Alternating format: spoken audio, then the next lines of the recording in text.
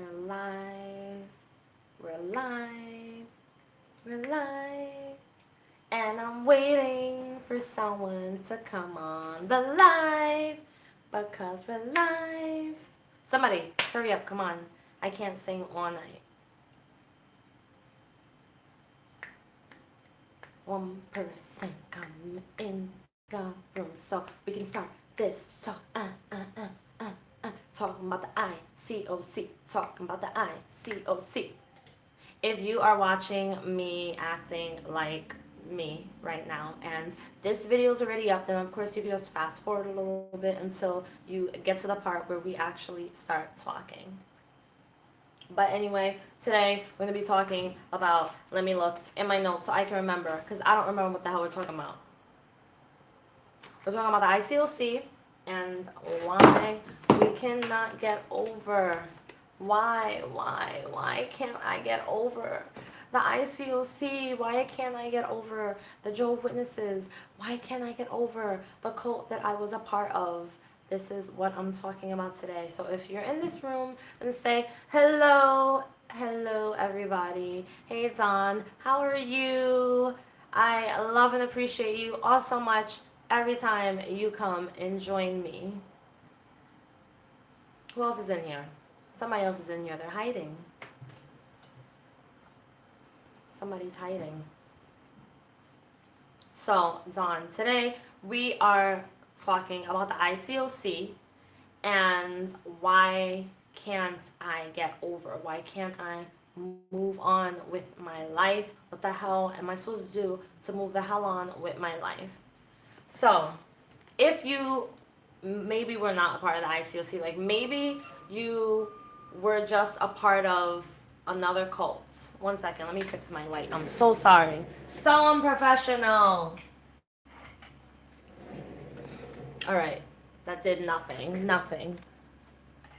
Need a little light. All right, did nothing.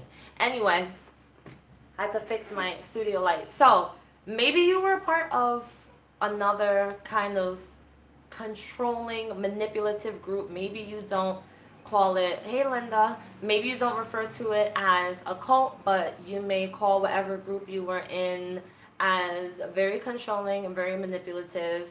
Whatever it is, this is the video for you if you feel like you cannot seem to get over it.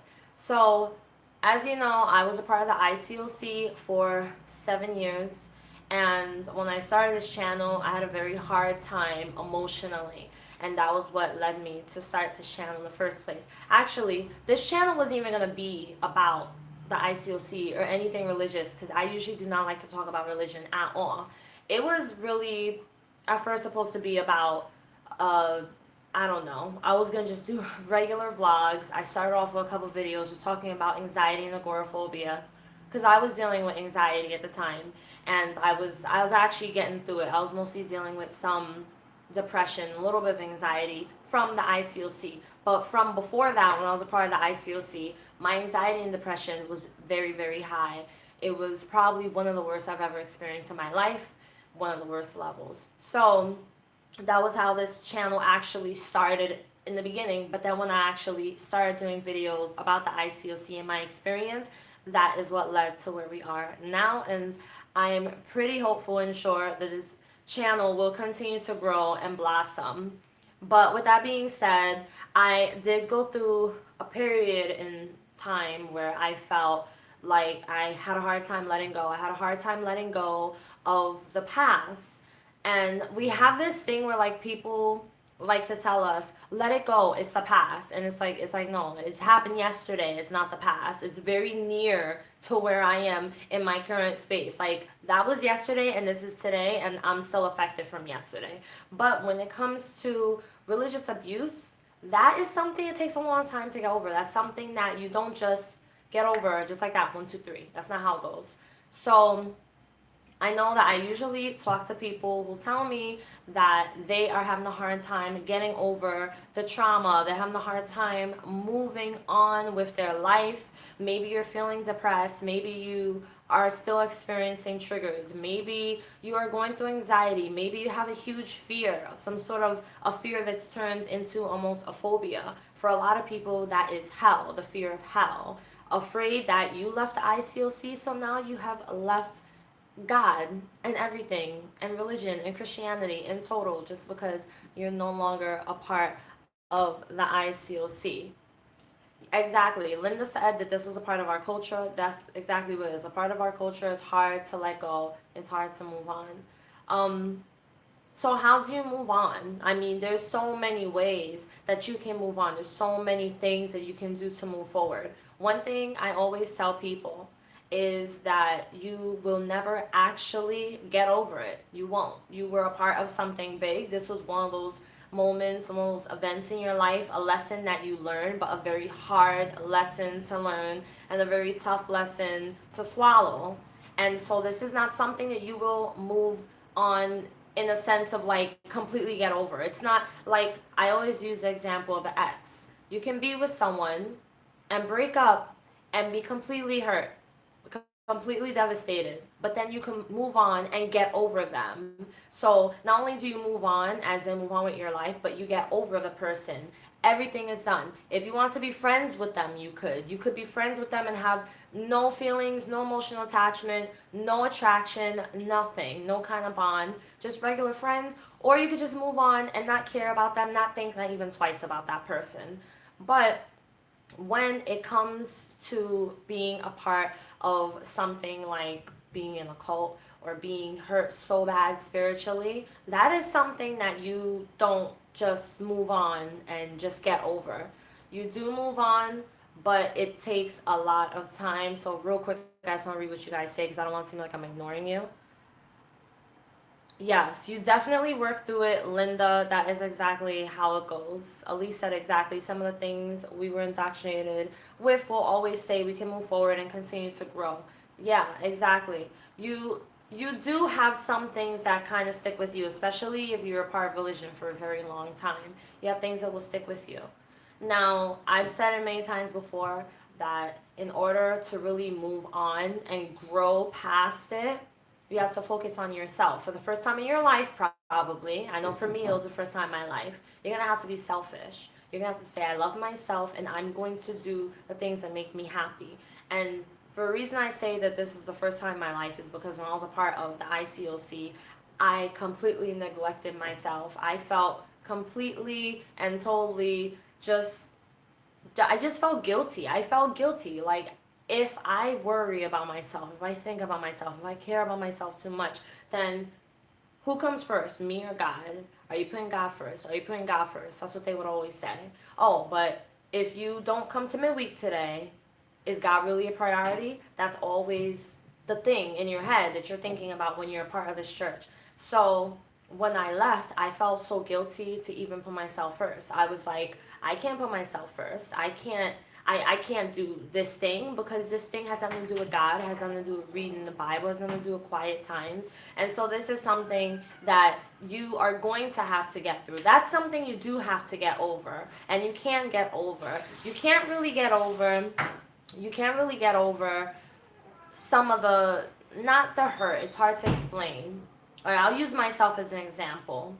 I have not gotten over the triggers. There are words that still to this day bother me. I've not gotten over that. I know I won't. I know I won't because that's just one of those things that just stick with you. They just bother me. Maybe some trigger words won't bother you as much as others, but I have some that I just know for a fact I'm never gonna like. Words like prideful, humble, words like that. Encourage. I that word, I have a lot of beef with the word encouraged.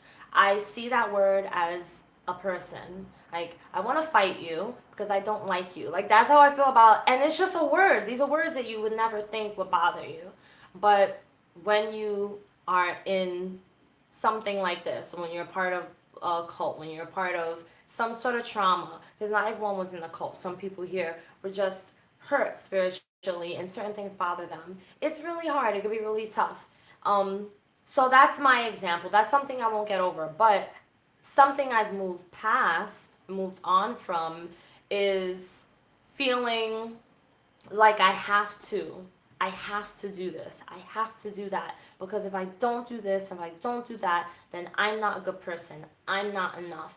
God doesn't love me. All that stupid crap. I've gotten completely over that. I don't believe in that stuff. I don't believe that you're not a good person if you don't do A, B, C, and D. I mean, of course, if I kill someone, I'm not a good person.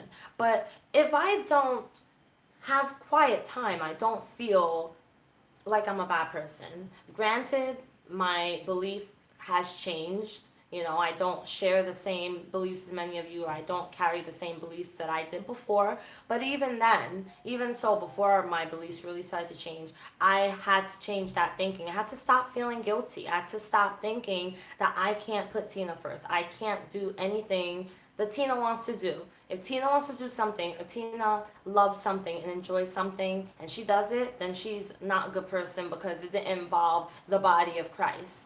I had to get over that thinking. If you don't get over that thinking, you are not going to move on and move past this. Another thing I can say, which is a good example, that I have never and never will get over, which I'm glad for because this is a very good lesson to learn.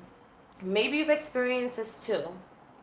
Having people or allowing people, like especially someone who's a narcissist, to try to control you or to manipulate you or to try to sway you so that you can think like them or so you can be like them, and kind of make you doubt yourself. That is an issue I had, a huge issue, and I noticed that it was a pattern with me because even in friendships I had that, in relationships I had that, growing up my whole life. I think pretty much I had that, and I never knew that that was an issue for me until after I left the ICOC and I found myself in a very close friendship with someone who I thought was my best friend, but then I realized this person is a horrible friend. She sucks. She's not a good friend. She was a horrible friend. And she was a narcissist and everything was about her, and she always found a way to put me down and made me feel like I was wrong and she was right.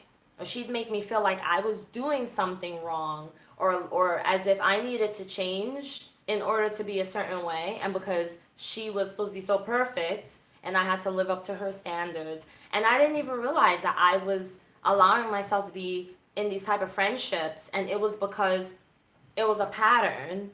I was still really naive in my thinking. Well, not so much naive, but I was naive in my thinking, but it wasn't so much that. It was more so, I think, that I didn't trust myself, and I thought I trusted myself, but then I realized I'm repeating the same pattern. It's like a bad behavior, but you don't realize you're doing it. I wasn't consciously aware of what I was doing, and so that's a lesson I learned. That's something I'm never gonna get over. It was a trigger.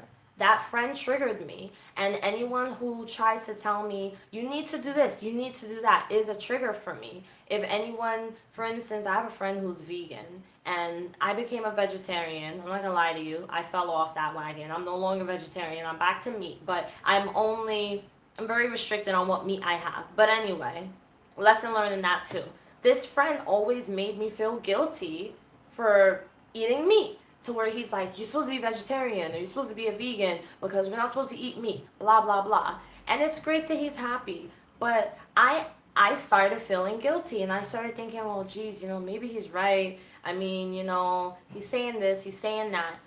But then I realized that's a trigger. And I told him one day, you're triggering me. He knows what I went through. He knows I have a channel. I told him, you're triggering me because you're reminding me of when I was a part of the cult. And they used to tell me, you have to do this, you have to do that. Because he's one of those real passionate people. He gets really into his whole vegan thing. Like, he's real serious about that. And so I had to cut off friends, not him, he's a good friend, but any friendships I had, which I had many of them, that had displayed any kind of behaviors or like habits that triggered me, or people who are narcissistic. I have so many people in my life that I become so close to that have that kind of character in them, where the spotlight is on them and everything's about them and they do everything the right way and I have to follow their lead. And if it sounds familiar, it sounds just like what the ICOC does. You have a discipling partner, for instance. This is a great example. You have a discipling partner, and you have to follow their lead. You have to talk to them. You have to tell them what's going on in your life. You have to open up and share with them all your personal stuff, because this person is supposed to help you. And clearly you're so broken that you can't help your damn self. And so this is a pattern in church, religion, friendships, relationships, and that is something that we have to realize within ourselves, and we have to let go. And if we want to move on with our life, I didn't realize you guys were writing. I'm so sorry. I'm trying to rush through so I could read your stuff and I can let you guys talk. But we have to let go of these things. We have to let go of these abusive and these controlling, manipulative, toxic friendships, toxic relationships. It's wrong. It's all wrong. It's not good for you. It's not good for your health, emotionally, mentally, and even physically. Because physically, you can get sick. If you're in a relationship or in a friendship that is taking up all your energy and it's just taking everything out of you, you could get yourself sick from stress and anxiety. And I mean, some people, it doesn't get that severe, but it got like that for me. I mean, this one friend I had, I cared about her so much because she was my best friend. I mean, we did everything together and I was always there for her. And she was there for me too, but she just had this thing. It was like she fed off of me, like seeing me down or seeing me not in a good place. It's like it made her feel good in some way, because it brought spotlight back on her. And it made her feel like more important, more purpose in my life. Like, oh, good, Tina's down. Tina's going through this. Tina's not doing this and that. Let me be the one to show her how to really do it. Just like a discipling partner would. Oh, you're broken. Let's study the Bible. Let's disciple you because you're broken. And that is the issue, and that is something that we need to realize within ourselves, and it takes time to realize. I'm going to pause that because I want to see what you guys wrote. Hey. Elise, hey Elise, how are you? Alicia, how are you, Alicia? We have Elise and Alicia. Elise said they use some of those words for manipulation and to convict. She's speaking about the trigger words. Yes, definitely. And Heresy, hello, how are you? Said, I think the only reason cult victims get into that pattern is because for so long we've been told not to trust ourselves in those kind of things. Exactly. That is exactly my point. Exactly. We are told not to trust ourselves. And then they show you scriptures in the Bible and say, see, you can't trust yourself. The heart is not right. The heart is deceitful, or whatever the hell they say. For me, they would tell me my heart wasn't right. I had heart issues. Like, you have heart issues. You have problems with your heart. You got to work on those heart issues. That was me. My heart wasn't right. And this is the problem. This is the issue. Let me see what else you guys are saying. Linda said it's important for her to feel needed. Yes. Tisha, hey, how are you? I can relate. I had a friend who always brought me down. She made me feel less than. Marquise, what's up? So that is the problem. So ever since then, I have cut this friend, this so-called friends off, including the other ones who were just like her or even anywhere near her level. And I no longer entertain those friendships. I refuse to entertain that kind of behavior. If a person comes off as a narcissist, well, she definitely, most definitely was. If a person comes off as anything close to toxic, I cannot do it. Alicia said, lean not on your own understanding. She's quoting from, she's an XJW and she's quoting, yes, that's the scripture they always use. Don't lean on your own understanding. And that's hard to do, because if you think about it, let's talk about that for a minute. If you think about it, right? You don't lean on your own understanding, but why do we have instincts? Why do we have an understanding? Why do we have this? This is something that's innate. Like, this is something you cannot control. We didn't come to the world and say, oh, let me learn how to have instincts. Let me learn how to have intuition or understanding. No, this is something that we all automatically have, and you cannot control it. I understand that when it comes to, and I want to show complete respect for all religions here, because a lot of people are still believers. I understand that you follow these scriptures, but I think not that the scriptures are wrong. I have nothing against it. I think it's more the way it's taught. I think a lot of churches and a lot of religious people, leaders, they teach these things and they take it so literally that they don't teach enough balance. They don't teach, I mean, you can disagree, it's fine, but in my personal opinion, they don't teach any balance. So for me, the way I was taught was I have to not at all. It's like never lean on your own understanding, never listen to your heart, none of that. It's all deceitful.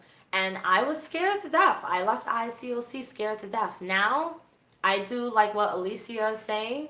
I follow my intuition. And for 2018, my what do you call it? I don't do resolutions, but I don't do resolutions anymore. But my thing, what I said, what I'm gonna do for 2018, I am going to follow my intuition. I'm gonna follow it. If I get a thought, if I get an idea, no matter what it is, I'm gonna go through with it, and I'm gonna see what happens, and I'm gonna see if this is the right path. And affirmations are perfect. I actually do affirmations every single day. I live off of my affirmations, and honestly, I'm doing quite well. So I never thought that that would work out for me. I always thought I can't do it. You know, you have to have God, and you have to have the Bible, and you have to have all these things, which is fine. But what if you don't really believe in those things? Does that mean that you're gonna fall to the ground and like melt into hell? No. I mean, I think that's for another video that we should talk about too. But I've been following my intuition. And if you want to get over the ICOC, if you want, not get over, you won't get over, but if you want to move past it to where you can feel comfortable and you don't feel triggered as easily with certain things pertaining to church or religion or just the ICOC in general, or JWs, some of you are JWs, ex-JWs, or Mormons.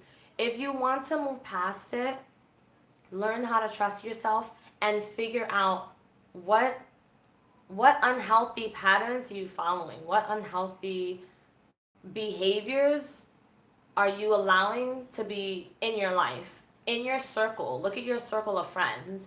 What type of people are they? Do they have any goals? My friends had goals, but their biggest goal was to get out the house in time to go to the bar and get drunk and dance all night and all of that crap. And I was down, you know, I'm not gonna lie, I like to go out. But I have not been out in a year because my goal has been this channel, my goal has been my writing, my goal has been I've been focusing on other things, other areas, which is another reason they're no longer my friends. They couldn't support that, and I was like, fine.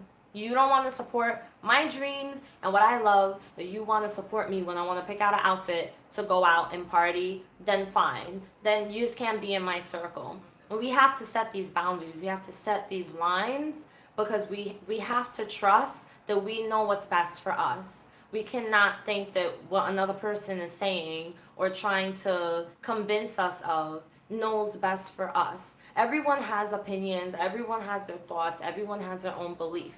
But we have to trust ourselves. We have to trust that we know what is good for us, whether it's going to be good for us in the long run or if it's just good for you for the time being. For me, where I am in my life is good for me for where I am because there's a lesson to be learned. And when I learn that lesson, I'll move on to the next phase in my life. And this is just how life is in general with everyone. And this is how it is for you guys. So right now, if you're still going through any trauma and you still feel affected to the point where you feel like you don't want to walk into a church, you don't want to be surrounded by any ICOC members or anything like that, you have to just focus on yourself and you have to learn what do I need to learn? Like, what do I need to know so that I can move on and not focus on the past? Because the past holds you.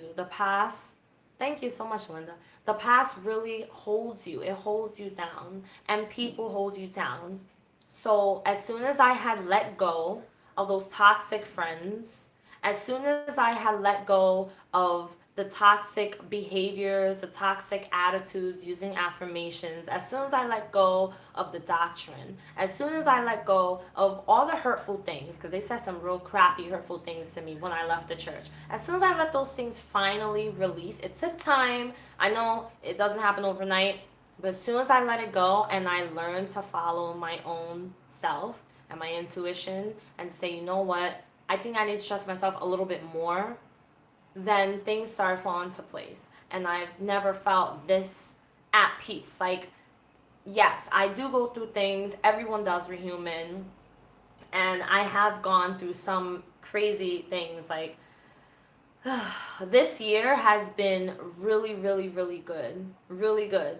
But I've gone through a couple of things in my life and in my relationship that's like tested me so much that I was just like, God, are you like trying to torture me or something? Like, are you purposely doing this to get revenge of some sort? Because I don't understand. Why am I going through this now? If I go through anything else, I'm going to flip. And that was exactly how I felt. So right now, I can say I'm at peace. And I know better how to bring myself to peace. So when I'm going through something in my life, I know how to bring myself to that peace. So I don't panic, I don't freak out. That's why I don't have my anxiety and my depression anymore. When I was a part of the ICOC, all I dealt with was anxiety and depression because I was always worried about what's going to happen. Things that didn't even happen yet, I was worried about because I was so busy freaking out, trying to make sure that I was being a good Christian, that good, righteous Christian. And I know that that's not what it's about. I'm not trying to say this is Christianity, because it's not. This is just the ICOC. This is their crap. This is their thing. But I know Christianity is not about that. I know God is not about that.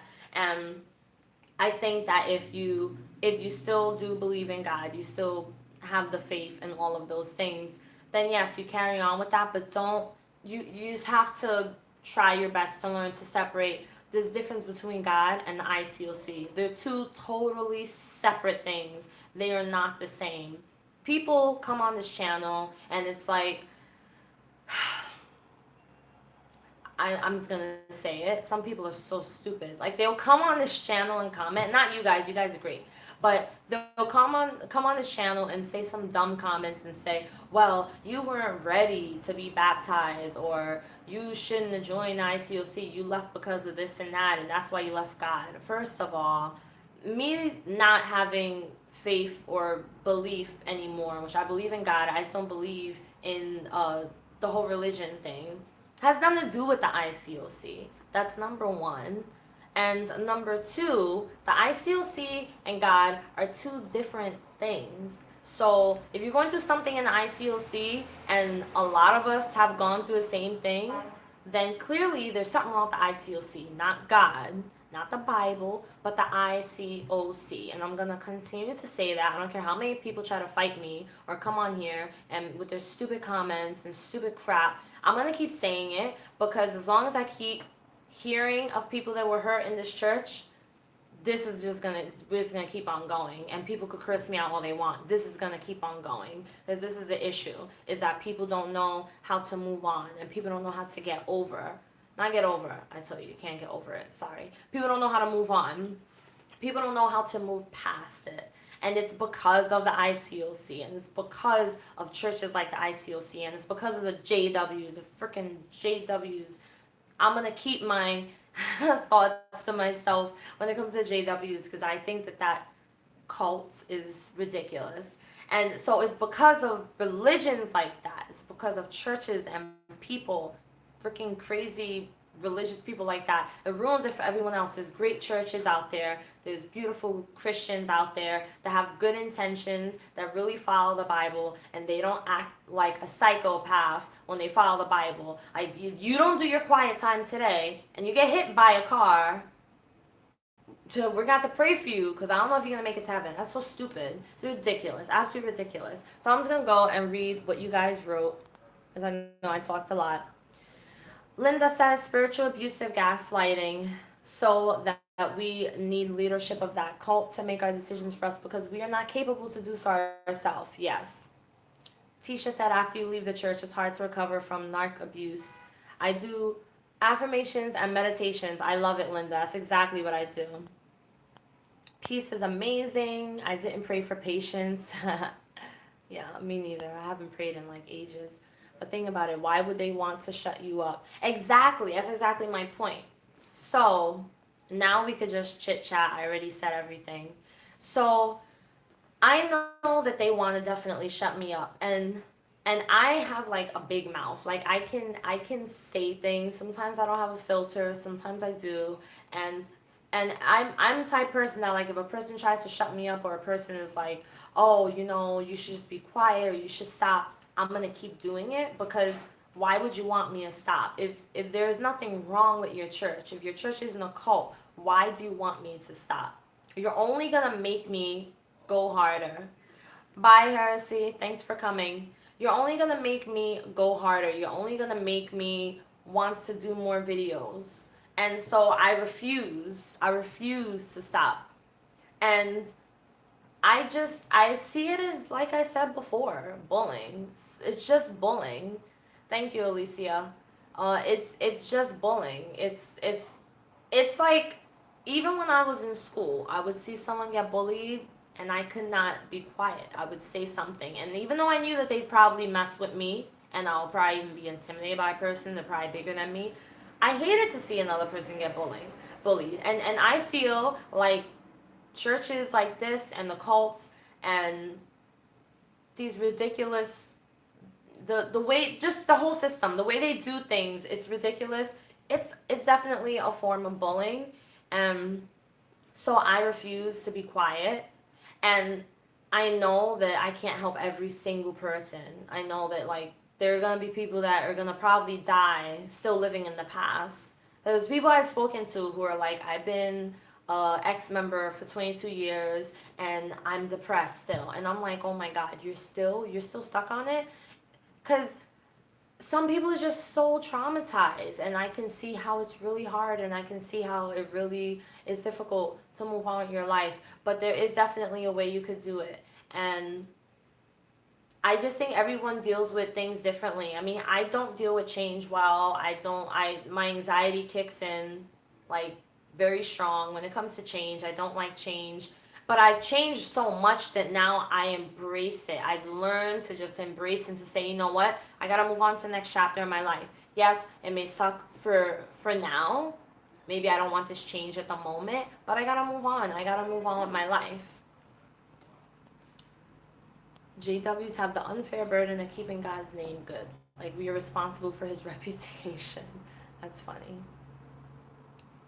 Yeah, I know with the JWs, it's very difficult because that cult is so strict. And I know I was never a JW, but I did the research on it, and they're so strict. It's so sad. I've spoken to so many people. I mean, I just got like 3 emails yesterday from people who were JWs I have to respond to, and they saw a JW series that I did a couple months back, and I'm just like, I can't believe how many people that email me tell me that their family won't speak to them anymore. What kind of crap is that? That's ridiculous. I could care less.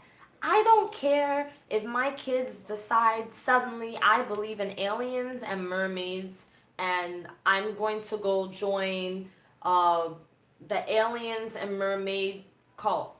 Okay, join it, learn your lesson, but I'm still here. Like, I'm not going to say, oh, well, I don't believe in that, so you can't believe in it. So if you're going to believe in it and you're going to join that organization or whatever, I am out of your life.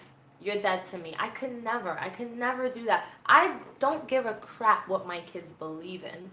I don't care what they believe in. I don't care what, I mean, I care. I don't want them to be like worshiping Satan, but my point is, I'm always gonna love my kids. You cannot separate me from my kids. And so to know that there are JWs that are willing to do that, that really messes with me. Like, it makes me feel so sad and so angry that like, it could be that severe. Like, your religion has such a hold on you that you honestly believe this is the right thing to do. Like, all logic, common sense, poof, out. It's like, oh, logic, common sense, what the hell is that? Nobody knows about that. It's ridiculous, absolutely ridiculous. I don't understand how a JW can say, I'm done. I'm done with my kid. I'm done with my grandkid. I'm done with my niece, my nephew, my cousin, my mom, my dad, my grandparents, whatever. I'm done. How can you do that? Makes no sense to me. So I can see how people who were JWs can have a hard time, probably even a harder time than us who were in the ICOC. I mean, because I was just shunned by friends, but I've never been shunned by family. I can only imagine how horrible that is, but I refuse to believe that you can't move on past that neither. I refuse to believe that you can't move past that. Let's see, I'm just reading what you guys wrote.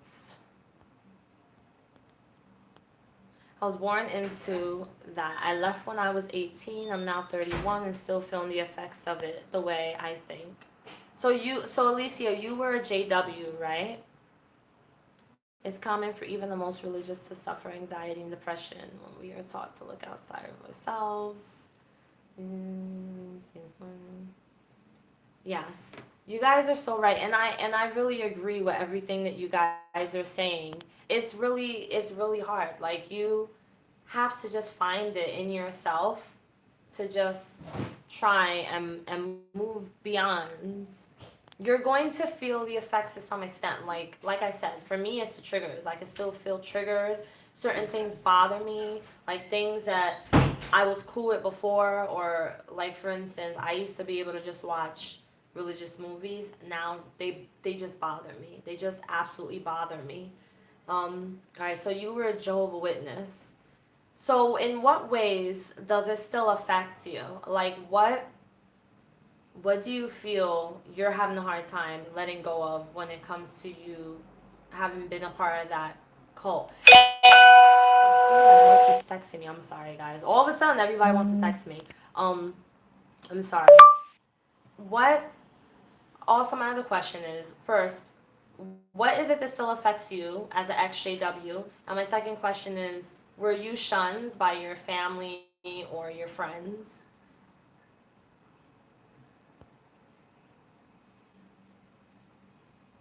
Loadcast. Speaking of doing a live stream, I'm gonna tell you guys now. I was gonna wait till the end of the video, but I'll just mention it now.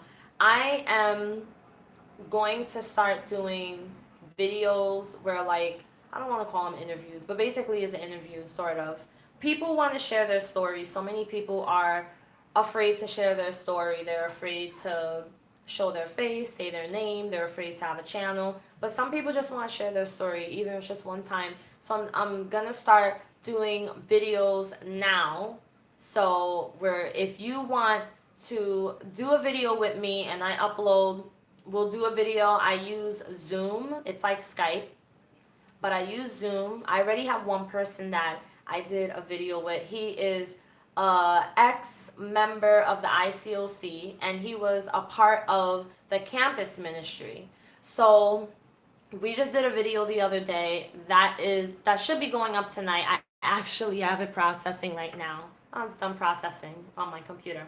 So we did a video the other day, and he talked about his experience, and I know so many people want to share their experience, and I think it will be a great idea to start doing this, where if you want to share your experience, you send me a private message or send me an email. I'm on Facebook and Instagram, and I have the links under all my videos of how you can reach me, or send me an email. Let me know what is your story, what you want to share, and we'll start doing that. I'm just gonna go back and see what you guys said.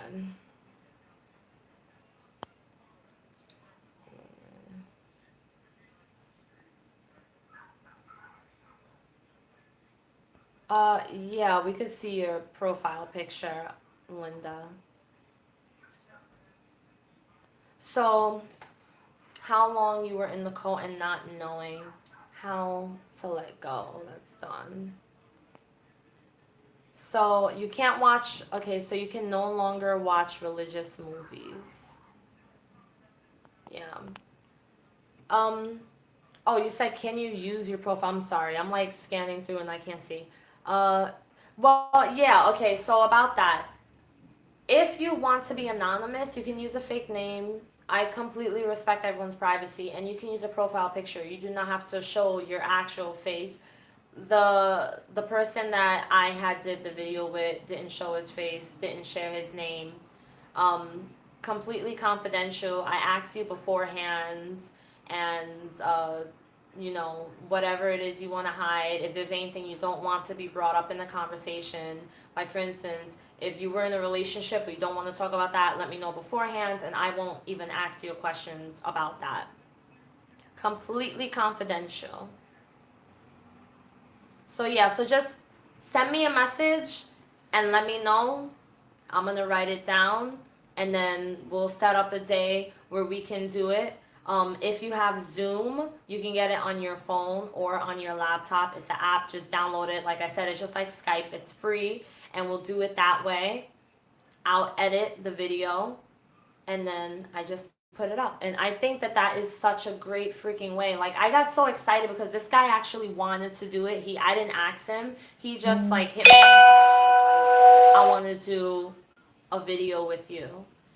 And my mom's like, oh, can I call you? Sorry. He was like, I want to do a video with you. And I was like, oh, okay.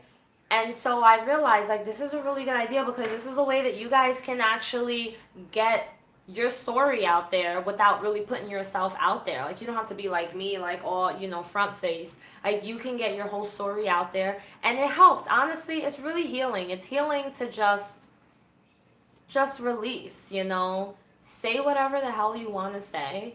It's just yeah, get the Zoom. It's a good way to release. It's a good, some of us don't even talk it out. Some people don't talk to anyone because, I mean, come on, how many people can you really tell that you were part of a cult? Like, how many people can you talk to that understand? I mean, I just told my coworker the other day I was a part of a cult. I can't remember how we got into a conversation. We're talking about cults. I was like, oh yeah, I was a part of a cult.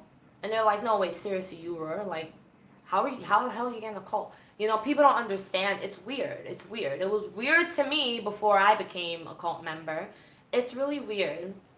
And our cult that we were a part of, or even the JWs, isn't even considered a cult to most people. Because when people think of cult, they think of like Kool-Aid and people wearing weird clothes and doing weird rituals and dancing around a fire.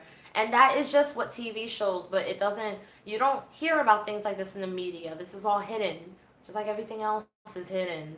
Everything else in the world is hidden. No one knows the truth. No one knows what really goes on. Whatever's in the media is what they want you to see, but they don't want anyone to see this, and this is real, and this affects people. So doing videos and with you guys, I love it. It'll be so much fun. I think it's something exciting and new to add to the channel, and a great way for you guys to be able to get it out your system. Being a JW has you doubt so much of your own thinking that I'm often very indecisive about small things. I can totally relate to that. When I left the ICOC, I was completely indecisive. Like, I would make a decision and then stop and think, wait a minute, should I pray about it first? Wait a minute, but am I doing the right thing? Wait a minute. And this was before I left Christianity. Like, this was when I still was 100% Jesus, God, all of that. This was right after I left ICOC. I could not make a decision to save my life. And now I go with my intuition and I say, well, Tina, what do you want? What do you feel? And I'm happy with it, and I'm fine. And it was to me, it felt like a risk because I felt like it was like do or die. I felt like so scared that was like, okay, if I do this, if I follow my intuition, then there's a possibility I may go to hell because I'm not supposed to do that. I just had the craziest thinking, and I questioned myself so much. And every now and then, I do still deal with that a little bit with certain things. Like, every now and then, like I said before, the religious movies, I just don't want to watch it. It bothers me. Or if a person says, I'll pray for you, for me, that's a trigger. That probably is always going to be a trigger. It bothers me. I'll pray for you. For me, it feels like a person saying, oh, I feel bad for you. Okay, I'll pray for you, okay? No, you don't have to do that. I feel fine. I'm happy. Like, what makes you think that because I went through this and because I I deconverted? What makes you think that I'm not happy? Like, I feel happier now than I did before. You know, everyone has a different path and everyone has a different way of healing. And everyone processes pain different and trauma differently. And so triggers is something that unfortunately most triggers we probably won't really get over so easily. There was something that happened earlier today, as a matter of fact, speaking of triggers, there was something that happened earlier today on my Beautiful Souls Facebook group. In case you guys haven't joined it, make sure that if you're interested, you join. The Facebook group is basically for either ex-ICOC members or just an ex-cult member in general. Like if you're a part of JWs, you can join, or anyone who has been a part of any kind of spiritual abuse. And it's a place where we all just get together and talk. Some people vent, some people share stories. A lot of people in there are part of ICOC. And so right now the group is small, but I know it's gonna grow. I got like 4 new members this week, today or yesterday. And so I like to keep the group, it's private, and I like to try to be safe with the group. Like I want everyone in there to be safe, and when I say safe, I mean emotionally and spiritually safe. And there was a person that came in the group, and he is an active member of the ICOC. Now, when he joins, I did not realize who he was, and he watches the videos. I didn't realize who he was. But then, yeah, join. It's on Facebook. We'd be happy to have you. But then when he joins, I guess I was like quick. I was like, all right, accept. I got a notification, accept. Usually when a person comes in the group, they have to answer a list of questions. Every now and then, a person will request to join the group, and they won't answer the questions. So sometimes I just press accept.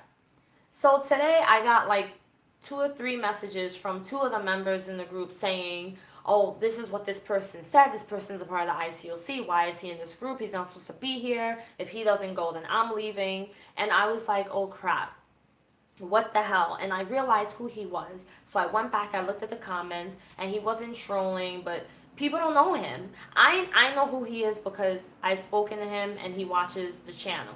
But other people in the group don't know who he is, and I don't blame them for being upset. So I had to kick him out. I was like, boom, that's it, you're out. And what the hell is the point of me bringing that up? Oh, the point of that, I'm sorry, was the triggers. So this person triggered the members in the group. And I had people in the group send me private messages telling me, you know, this person threw off my entire day. Like this person commented on my post, and he even admitted he's an ICOC member, and he said he was just trying to help. And why is he even in here? And I felt bad because I felt like, you know, it's my fault, but these things happen. I'm not going to beat myself up over it. But I got rid of him.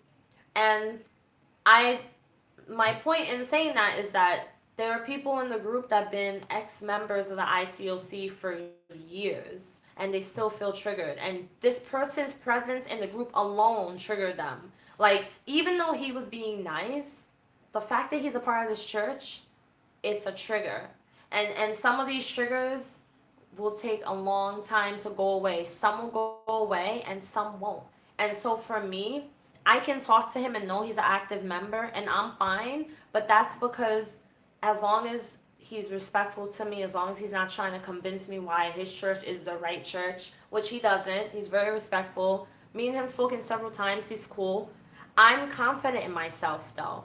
Like, I'm at a place in my life where things like that just don't bother me. I'm just like, whatever, he's an ICOC member. But if an ICOC member comes on the channel and watches a video and says, oh, you're going to hell, you just don't want to follow the Bible, this and that, blah, blah, blah, that triggers me. Because in my mind, I kind of have a flashback and go back to when my discipling partner used to say stuff like that. And so that is something that if you can't get over a trigger, you have to learn to work with it. That's the best thing you can do.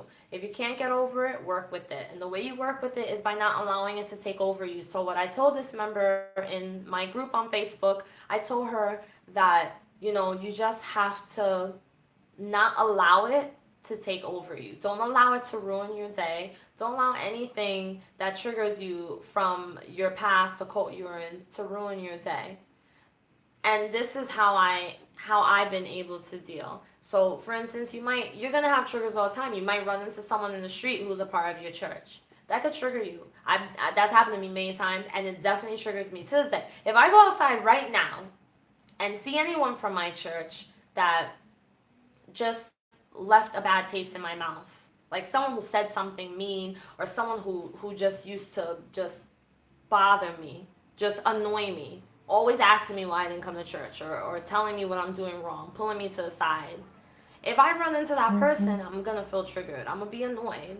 And so this is something that you have to learn to work with. You have to learn how to kind of, oh, hey, Heresy, you came back. This is something that you have to kind of learn how to deal with. And you have to learn how to not allow it to affect you to the point where your whole day is ruined. Because when you are able to be affected in that way so dramatically and so drastically, you won't be able to move on with your life. You won't. Because the triggers are going to happen. We can't help it. It's bound to happen. My back really hurts. It's bound to happen. I'm talking so much. I'm sorry, guys. Today I'm just, I was so excited to come on here and do this live and talk to you. So anyone have any, scrolling through, any comments, any questions, anything you want to vent, you want to get anything off your chest, then let me know right now. And we'll just talk about it. If you have any questions or any kind of concerns.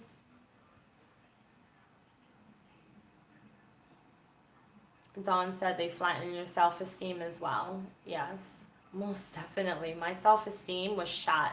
Like, my self-esteem was so bad when I was in the ICOC, it's not even funny. And now, my self-esteem is fine. Like, I mean, every now and then, I'm like, oh. But for the most part, I feel fine about myself. I don't need validation from anyone else. And that is something that you can use as an affirmation. Just tell yourself, I don't need validation. I'm fine with myself. I'm good. Dawn said, if I see cult members around town, I'm okay when I'm around them. When I get away, then I let my feelings out. I'm going to be honest with you guys. If I were to run into my discipling partner, I would not say anything to her. I think of all the people that hurt me in the ICOC, she is like the one person that I can't face. I would probably come out of character. I definitely would. I would not. If she were to dare say hi, oh, that's it. Oh my gosh. Bloop, bloop, bloop, my mouth. I would just like give it to her. Like, because she's a trigger. Looking at her, hearing her name, seeing people that look like her is a trigger for me. I used to run into members often, and surprisingly not so much anymore. My discipling partner, I ran into her husband once at the mall, and he completely ignored me. He acted like he didn't even notice, like he didn't even know who I am, like he didn't see me, but he looked dead in my face, and then he just like looked away real quick and just kept walked the other way. And it's sad. I used to have double dates with them. It's just weird. It's like, what are you doing? What are you afraid of? You say hi to me, God forbid you say hi to me.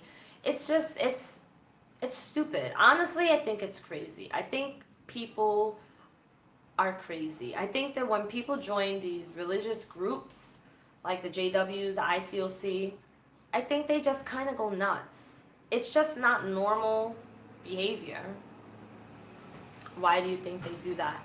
I think that they're crazy. I think that, all right, not really just they're crazy. I honestly, all jokes aside, I think that they are so, like, immersed in their belief and the doctrine that they're taught there at their church, that they believe it so much. And one person told me that the reason why they actually do that is because they're told not to speak to you. They're told to leave you alone. And I remember when people would leave, yeah, they're brainwashed. I remember when people would leave, I was told not to talk to them, not to associate with them. And I think the problem is a lot of people in ICOC, they don't ask questions. They don't say, well, why can't I talk to that person? Or, well, what will happen if I speak to that person? Or, well, what if I just say hello? Why can't I just say hello? They don't ask questions. I used to ask. I used to say, well, why can't I talk to the person just because they left? I mean, why can't I still talk to them on the phone? And they'll tell me, oh, well, you just can't, you just can't, you just can't. They're afraid to ask questions. Wow, Dawn. So she says, I'm very careful. When I get home, I try not to leave any trace of me being home. Wow. That is like really careful. When you ask questions, you were called rebellious. I was definitely considered rebellious. Yeah, I would ask questions. I would tell my opinion. I would say, well, I don't agree with that. All that type of stuff. Like, they thought I was rebellious and I wasn't. I was just asking. I was just like, I just want to know. I got yelled at one time for asking a question. And then the person completely crushed my confidence and my self-esteem. I felt like crap. I was like, well, I'm not talking to him again. And I didn't. I literally did not talk to him again. And he was actually, may he rest in peace because he passed away.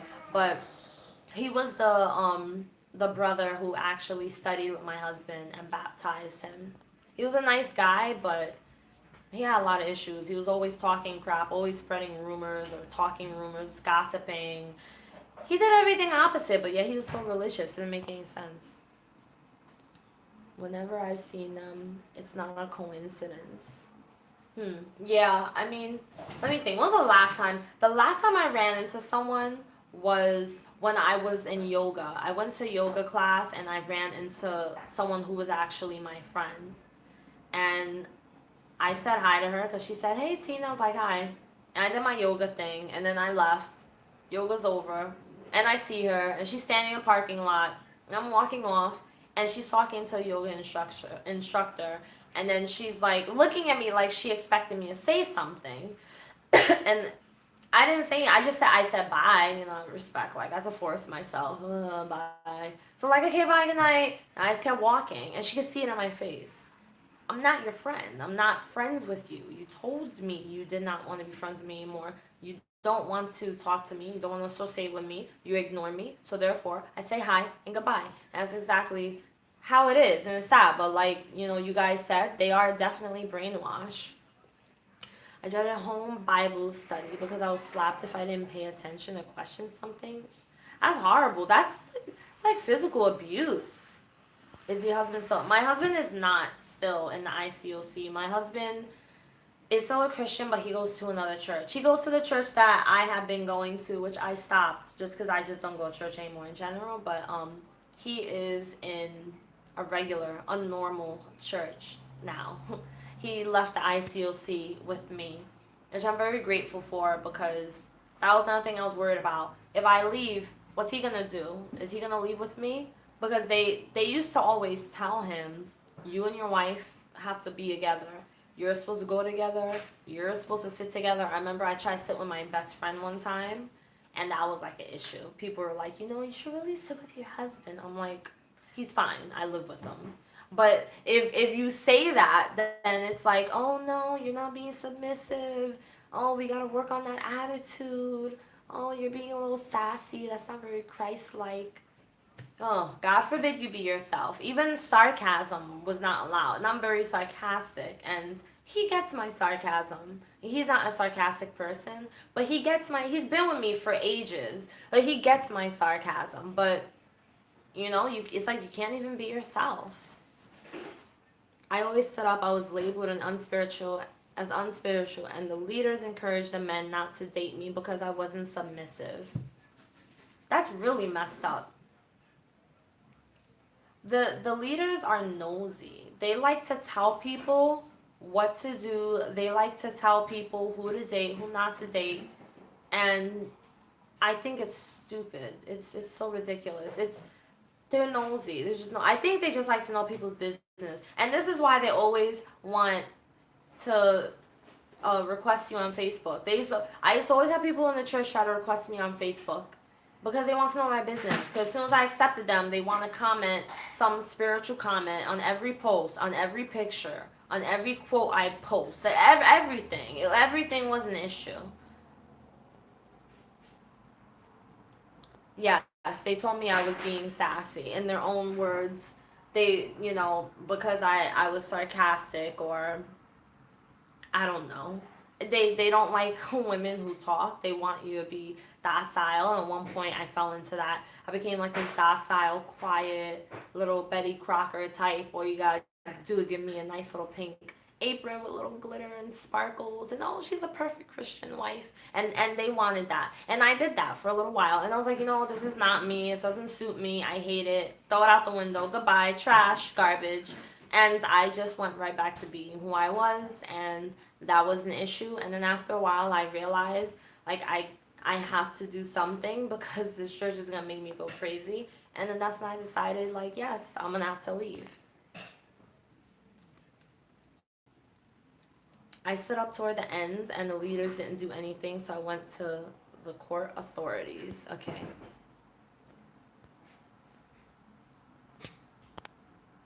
I'm totally thrown off, Dawn. Court authorities.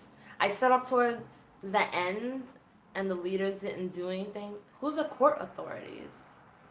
Were you in the ICOC, or were you? Is that Jehovah's Witness thing? Threw me off. You stood up? You mean you stood up like in the church?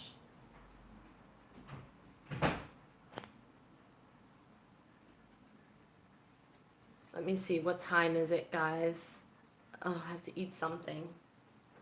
Alright, so I'm just going to wait for Dawn to respond. I'm going to get off this thing now because I feel like I spoke so much. I love talking to you guys, but I got to go eat something. And I don't want to waste your time. I don't know. I feel like if I sit here and keep talking, then I'm just like, even, I mean, you ever see those videos of people, their video is like 3 hours long? I don't want to be one of those.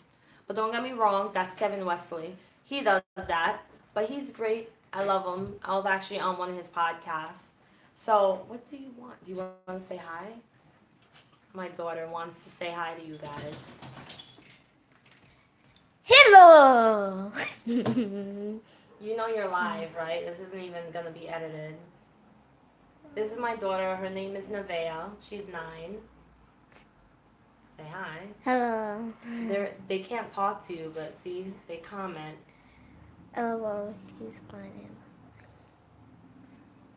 Okay, say goodbye. Goodbye. Oh, Tisha said hi. Hi. All right. Goodbye. Hit the road. Bye. All right, guys. Well, I will talk to you later. And I love you guys all so much. Don't forget, if you want to do a video with me and I put it up sharing your story, it could be anything. It doesn't have to be like your full story about your experience. It could be that too, but it could be even like something that really stood out. Like maybe if you were dating in the church and you want to share a story about experience you went through with that, or if you're a JW, especially anyone who is now part of ICOC or the ICC, then feel more than welcome to come in and do a video. And thank you so much for being on the channel. Nevaeh, all of my friends on YouTube said hi. I don't refer to you guys as subscribers. I call you guys friends. Everyone said hi. Hello. And here comes the other one. That's my other one. Oh boy. Alright, guys. Have a good night. Love yous. Say bye. Bye. Say bye, YouTube.